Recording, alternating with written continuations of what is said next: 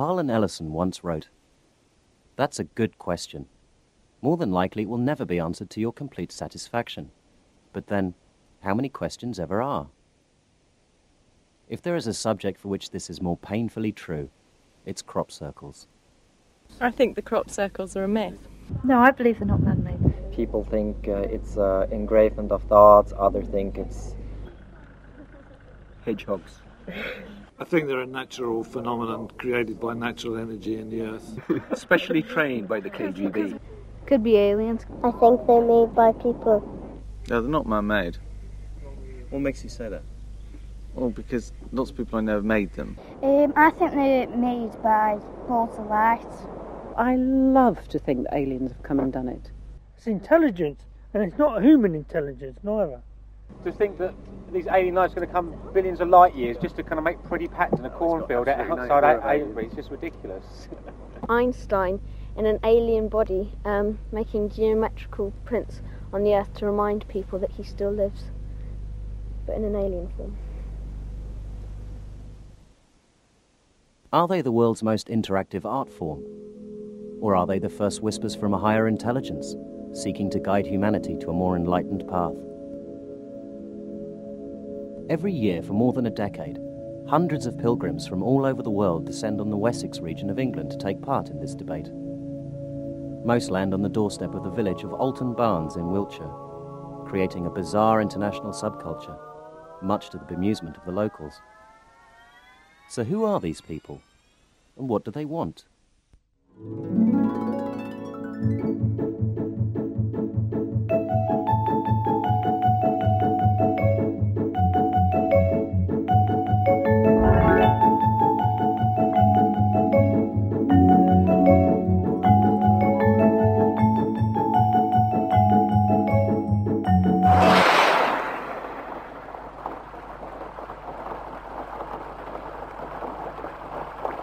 It's June 1997, and the wettest for over 150 years. With the circle's known preference for dry weather, it's perhaps no coincidence that they are thin on the ground, with only 2 so far. There's precious little to do except pray for sunshine and wait for the Croppies to arrive at their Mecca, the Barge Inn. This year it's receiving a makeover from a local artist. As he works his Sistine magic on the pool room ceiling, I asked the believers whether crop circles have become a form of religion for them. No, it's not, actually. It's a form of research for me. It's a spiritual way of thinking, but it's not a religion. To me, it was always religious symbols, but how other people interpret it, I do not know. I think there's a spiritual aspect to it, but I wouldn't call it a religion, no. No, not really. More of a way of life, I think, now. No religion for me, but I can well imagine why it is becoming so, with a lot of people available for a new thinking, a new religion. I think it is for some people, and I can see the dangers of why some people sort of get a bit religious about it. Religion? Well, no, it's not to say the truth. That's what it is. Whilst it's true that the evangelistic fervour that once accompanied the subject has died down, it's curious that some believers are still attempting to gather scientific evidence to validate their spiritual quests. Unfortunately, the society today demands that scientists give you the ultimate answer. What I need is scientific evidence to dissuade the skeptics from running around saying, you know, it's man-made. We haven't got a phenomena at all, which I don't believe. There is a phenomena, and the phenomena is occurring over and over again. I don't require scientific evidence. It's the scientific community who demand scientific evidence. The outside world is based around science and the scientific method, and that's what things get judged on. We need some verification. Generally, to massage the idea of contact with non-human intelligence into the consensual reality, into the populace. If we don't, we're subject to remain Looney Tunes. Unfortunately, nobody's paying any scientists to do the evidence. On the other hand, however, I believe this thing is on the other side of the brain to scientific evidence. I believe it is a case of faith. There is no general consensus among the believers as to exactly what is going on. Such wide open ground from which skeptics can mount their attack requires believers to be thick-skinned, even disdainful of those who do not share their point of view. What I really object to are cynics, hardened cynics who have a very closed mind. They've made up their mind already about this phenomenon or any other phenomenon, and no matter what the evidence is, they simply will not accept it and laugh. Those people are fools. I don't really care what skeptics think.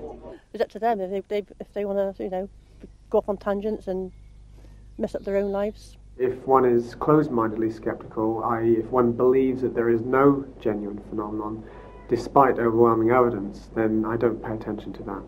I don't give a f*** what skeptics think. These are people that, in fact, are dark force, they are negative in their outlook, and they're not contributing anything. I like to have conversations with all kinds of people, and if they don't believe in them, that's their loss, or that's their life. And I'm more concerned with me and the friends of mine who are on similar parallel trips with me, with the exploration of this mystery. That's what's important to me. Skeptics are a pain in the bum. When people become more solidified in how they think things are, it does become sociological. It's more about a deep-seated need to believe in something, to prove that what you feel or what your beliefs are correct and that everyone else is wrong. Most believers, while claiming to ignore skeptics, are strongly compelled to express their opinions to a world which, on the whole, is skeptical. I do think there is something extremely significant happening, and that is very important for all of us to know that, at least to have the information. Well, I want to prove it to myself, but I've got a big mouth, and I want the rest to know what I found out. Every day I spend my time, I often spend my spare time telling people about crop circles. I'm telling them what they should believe. I've got a gut feeling inside me, I know. I want everybody else to know. I wish that I could establish some sort of credibility with the public. This is going to change people forever. When this comes out, it will come out. After 6 years, I think there's definitely something very, very strange that's happening here. So I'm not trying to prove it to anybody. If anybody wants to listen to me, what evidence I have pro and con, so much the better. But I've got a lot of believers who jump on me all over like flies, saying, "Oh no, Peter, you're wrong," because I am very skeptical about a lot of crop circles, and there's others that I think are real, and yeah, it's pretty weird, huh? The key to all this is that people aren't actually looking for answers. They're not interested in answers. And once you realise that they're interested in a sort of a social habit. If there was an answer, then they wouldn't be able to come to... There would be no reason to come to the barge every year.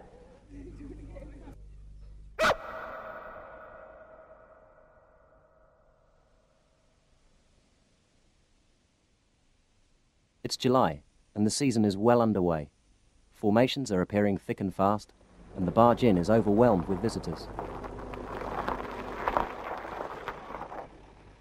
The combination of lush summer days, wondrous landscapes, and mixing with the strangest people you're ever likely to meet is what makes being a croppie so much fun. These new technologies that permit interstellar transfer through space rely on nonlinear and non-local paradigms. We've had extensive contact with these life forms, and we're trying to move this into a full disclosure in the very near future. We're causing the complete collapse of the world's ecosystem, and the solution for that already exists in covert black projects. And you have to remember that we already have particle beam weapons and other systems in place, and in some instances have actually destroyed extraterrestrial vehicles.